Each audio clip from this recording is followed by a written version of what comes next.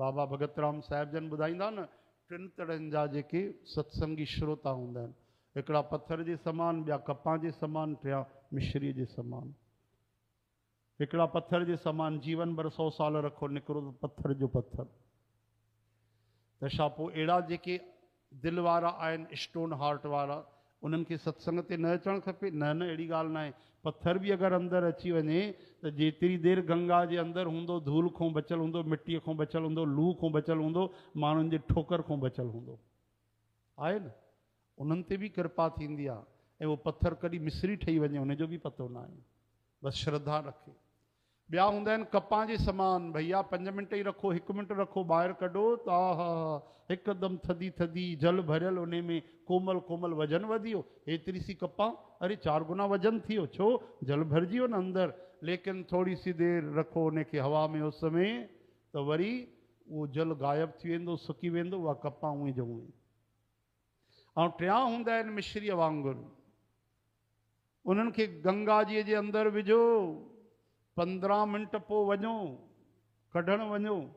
मां बाबा जन जे शब्दनि में थो ॿुधायां, अरे मिस्री तूं काॾे वई आहे? मिस्री त नज़र ई नथी अचे। अरे मिस्री काॾे वई?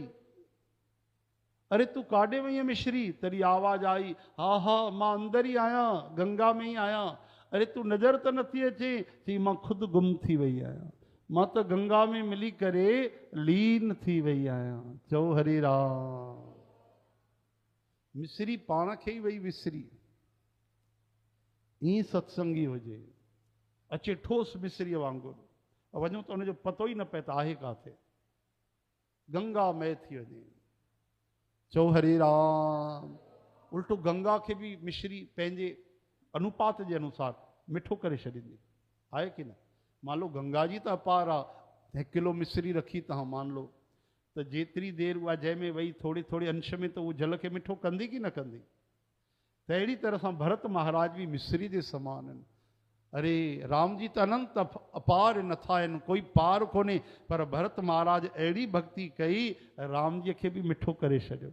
वो त मिठा आहिनि ई, लेकिन उन्हनि जी भक्तिअ जो स्वादु वठी करे, सुगंध वठी करे, राम जी जा बि आंसू था निकिरनि, राम जी बि रोई रहिया आहिनि।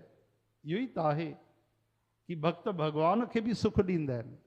इन करे भगवान जो नालो आहे रोलंबी, कि भक्तिअ जो अमृत पीअंदा आहिनि भंवरे जे समान। हरे राम।